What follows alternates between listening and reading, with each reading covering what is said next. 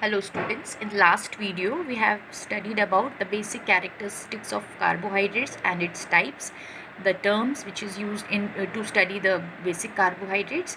Now how can we identify whether a particular compound is carbohydrate or not? For this, Molish test is performed.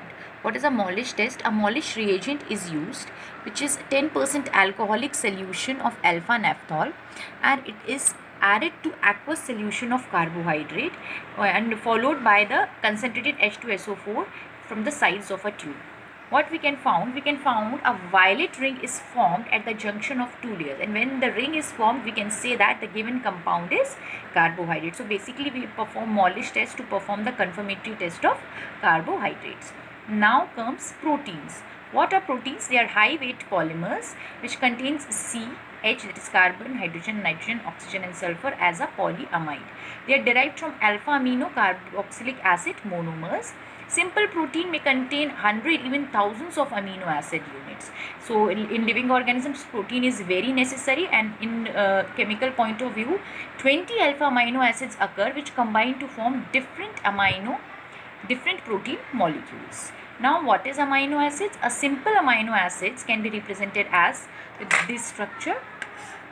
This is a simple amino acid structure, that is carboxy group and amino group present in it. What are alpha amino acids? The acid in which NH2 group is present at the carbon atom adjacent to the carboxyl group, and they are also called as alpha amino acids. They are the building blocks of proteins. Okay, here this is the structure of a amino group and a Zwitter ion.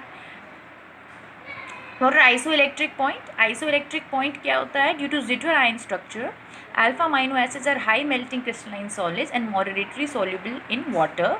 In acidic medium, carboxylate ion group act as a base and accepts a proton. Therefore, amino acids exist as cations under the influence of an electric field. Now, what are the types of amino acids? There are two types of amino acids, that is essential or non-essential. Essential amino acids that can be made in our body and must be supplied from outside. The lack of these amino acids in diet cause a lot of diseases like Kwashiorkor and marasmus diseases, in which water balance in body is disturbed. There are 10 essential amino acids presently found. Non-essential amino acids are those that can be synthesized in our body. Out of 20 amino acids, the 10 can be synthesized in our body. These are the structures of some amino acids. This is glycine, alanine, valine, leucine, isoleucine, methionine, tryptophan, phenylalanine, proline, serine, threonine, cysteine, tyrosine, asparagine, glutamine, aspartic acid, lysine, arginine, histidine. So these are some basic structures of amino acids. What are polypeptide formation? These are the formation, the interaction between amino group and carboxyl amino group forms a polypeptides, and these are called as polypeptide formation. And what is a peptide linkage? The amide group CONH in each polypeptide formation compounds is called peptide linkage. Okay. So these are the polypeptide formation. Now peptides of molecular weight up to 10,000 are known as polypeptides, and those with higher than 10,000 are called as proteins. And polypeptide chain has a free amino group at one end and a free carboxyl group at other end, and they are collectively called as end groups. Their two terminals are present in amino acid, that is NH2 group called as N terminal end and carboxyl group called as C terminal end. This is the structure. Now the proteins have three main structures: primary, secondary and tertiary. Primary structures are those in which amino acids is arranged in serially in protein, and secondary structure, the fixed configuration of polypeptide skeleton, is known as secondary structure. Two types of secondary structure, that is alpha helix and beta pleated sheet. What are tertiary structure? They are 3D structures of protein basically, and there are two types of tertiary structure, fibrous and globular. Protein contains one or more polypeptide chain. Okay.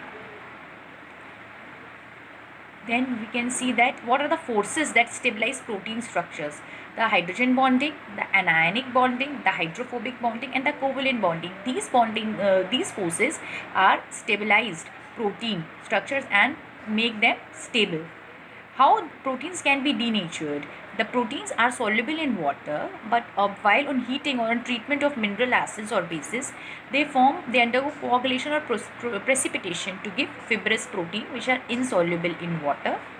After coagulation, protein loses their biological activity. This process is called as denaturation. It can be reversible or irreversible. Then classification of proteins on the basis of their composition. Proteins are following types: simple, conjugated, derived, fibrous and globular. Simpler proteins, they give only one amino acids. Conjugated proteins, the non-protein group attached to the protein part. For example, glycol proteins. Derived proteins, they are obtained by hydrolysis of simple and conjugated proteins. For example, peptides, peptones. Fibrous protein are thread-like and fibrous type of structure, basically present in animal tissues.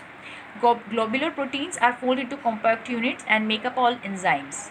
What is the function of proteins? They act as enzymes. They act as transport agents. They help in formation of antibodies, and they are metabolic regulators like insulin, etc. Okay. So this is basically all about proteins.